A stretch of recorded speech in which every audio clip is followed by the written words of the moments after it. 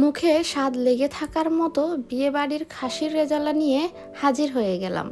আসসালামু আলাইকুম এভরিওয়ান, কেমন আছেন সবাই? আশা করি আল্লাহর মতো ভালো আছেন। আমিও আলহামদুলিল্লাহ অনেক ভালো আছি।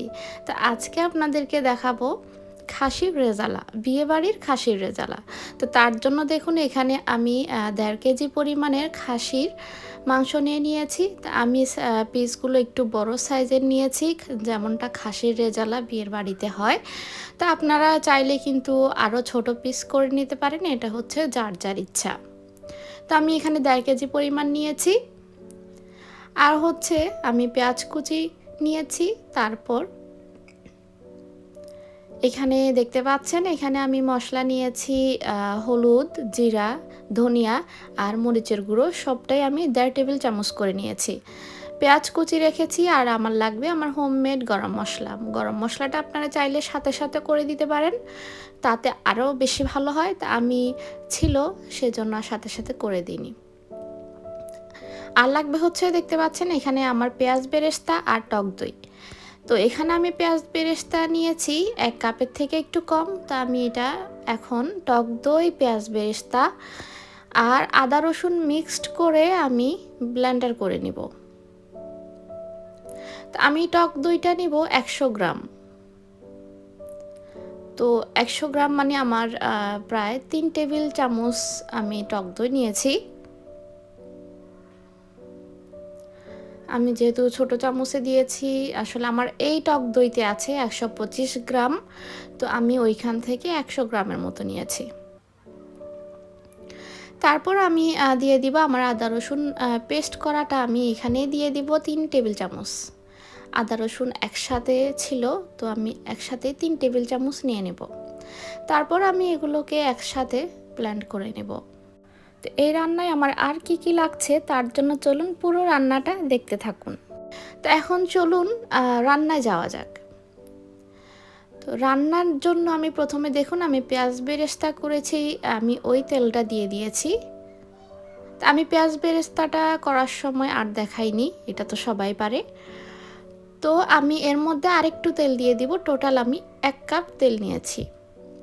তো তার মধ্যে আমি পেঁয়াজ কুচি দিয়ে দিব। পেঁয়াজ কুচির মধ্যে আমি স্বাদ মতো লবণ দিয়ে দিব।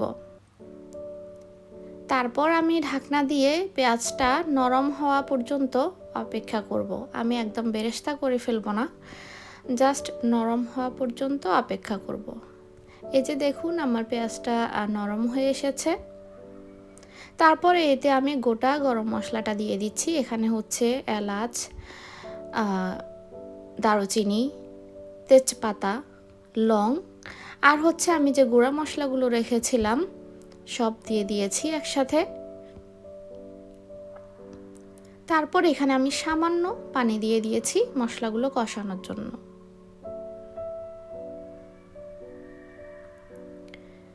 তারপর আমি এখানে আমার হোমমেড যে গরম মশলাটা ওইটা দিয়ে দিয়েছি। আমি আসলে রান্নার সময় গিয়ে বলতে পারবো আমার হোমমেড গরম মশলাটা একদমই শেষ, সামান্য পরিমাণে ছিল। তা আমার লাগবে হচ্ছে ১ টেবিল চামচ। তা আমি তখন আর আর তাড়াহুড়া করে আর বানাইনি, যেগুলো ছিল ওগুলোই দিয়ে দিলাম। তারপর আমি এর মধ্যে আমার মশলাটা কষানো হয়ে গেলে আমি খাসির মাংসগুলো দিয়ে দিচ্ছি। মাংসগুলো দিয়ে আমি নেড়ে চেড়ে মশলার সাথে মিশিয়ে নেব। তারপর আমি ঢাকনা দিয়ে মাংসটাকে কষিয়ে নেব।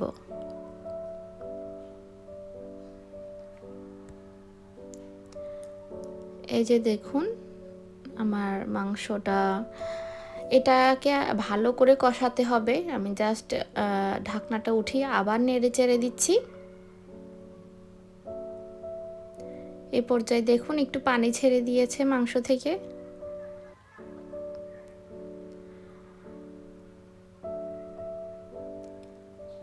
আমি ভালো করে নেড়ে চেড়ে আবার ঢাকনা দিয়ে দিব কষানোর জন্য।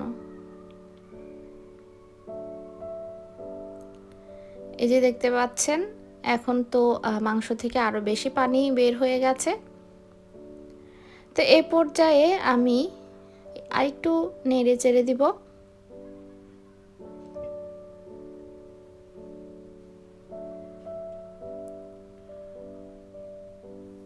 তারপরে এই পর্যায়ে আমি যে ব্লেন্ড করে রেখেছিলাম মশলাগুলো, পেঁয়াজ বেরেস্তাগুলো, টক দই, আদা রসুন একসাথে দিয়ে দিব সবগুলো। তা আমি এই মাংসে কিন্তু এক্সট্রা কোনো পানি ইউজ করব না, এই মাংসে এক্সট্রা পানি ইউজ করে না। আমি জাস্ট আমার এই যে পেঁয়াজ বেরেস্তা এগুলো আমি সবটা নিতে পারছি না, তো আমি সামান্য পরিমাণ পানি দিয়ে এই যে এটা নিয়ে নিব। তা আমার হচ্ছে এই যে দেখতে পাচ্ছেন একটু পানি দিয়ে এটা নিয়ে নিলাম। তো আপনার হচ্ছে মাংসটা যদি দেখেন যে না আপনার মাংস কষানো হতে আপনার পানির প্রয়োজন, আপনি পানির বদলে 1 কাপ গরম লিকুইড মিল্ক দিয়ে দিবেন, তাহলে হয়ে যাবে।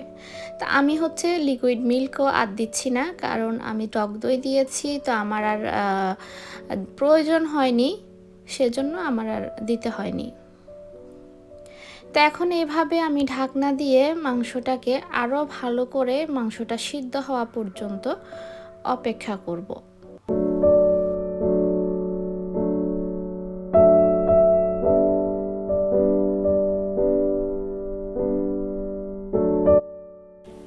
তো দেখুন আমার মাংসটা কষানো হয়ে গেছে, মাংস থেকে প্রচুর পরিমাণে পানিও বের হয়ে গেছে। তো এখন আমি এই পর্যায়ে একটু নেড়ে চেড়ে দিব, তারপর আমি দিয়ে দিব 2 টেবিল চামচ মাওয়া। এই স্টেপটা কিন্তু অবশ্যই ফলো করতে হবে যদি আপনি বিয়ে বাড়ির খাসির রেজালাটা চান। মাওয়া, তারপর দিয়ে দিলাম 1 টেবিল চামচ ঘি, তারপর দিয়ে দিব 1 টেবিল চামচ কেওড়া জল। এই 3টা জিনিস কিন্তু আপনাকে অবশ্যই দিতে হবে, স্কিপ করলে হবে না যদি আপনি বিয়ে বাড়ির খাসির রেজালাটা চান, তৈরি করতে চান। তো এখন আমি সবগুলোকে একসাথে ভালো করে মিশিয়ে দিব। প্রথমে একটু ভালো করে মেশাতে হবে, তারপর দিয়ে দিব কয়টা গোটা কাঁচামরিচ। তারপর আমি ঢাকনা দিয়ে দিব, ঢাকনা দিয়ে আবার রান্নাটা কমপ্লিট হওয়া পর্যন্ত অপেক্ষা করব। এই যে দেখতে পাচ্ছেন আমার রান্নাটা কিন্তু প্রায় রেডি। আপনাদের কাছে এখানে মনে হচ্ছে হয়তো ঝোল অনেক, আসলে তাই না, ঝোলটা কিন্তু অনেক ঘন, আর উপরে এটা কিন্তু তেল ভেসে উঠেছে। রান্নাটা যখন একটু ঠান্ডা হয়ে যাবে তখন স্পষ্ট বোঝা যাবে ঝোলটার ঘনত্বটা। তাই আমি মাংসটা একটু ঠান্ডা করেই আপনাদেরকে বোঝানোর ক্ষেত্রে এই যে একটু ঠান্ডা করেই দেখাচ্ছি। এই যে দেখতে পাচ্ছেন মাংসটার আর ঝোলটার ঘনত্বটা দেখতে পাচ্ছেন, এটা কিন্তু পাতলা ঝোল না, মাংসের মধ্যে এই যে ঘন ঘন হয়ে গেছে ঝোলটা। এই ঝোলটাই কিন্তু খেতে ভীষণ মজার এই খাসির রেজালার মধ্যে। তো এখন আমি চলে যাচ্ছি পরিবেশনে, তো আমি পরিবেশন করে নিচ্ছি। তো তার মাঝে বলে নিই, যাদের আমার আজকের ভিডিওটি প্রথম দেখছেন তারা আমার চ্যানেলটিকে সাবস্ক্রাইব করে আমার পাশে থাকবেন, আর পাশে থাকার বেল আইকনটি অবশ্যই অল করে দিবেন, যাতে করে আমার সকল ভিডিও নোটিফিকেশন আপনি সাথে সাথে পেয়ে যান। আর যারা অলরেডি আমার সাথে আছেন সে প্রথম থেকেই, তাদেরকে অসংখ্য অসংখ্য ধন্যবাদ।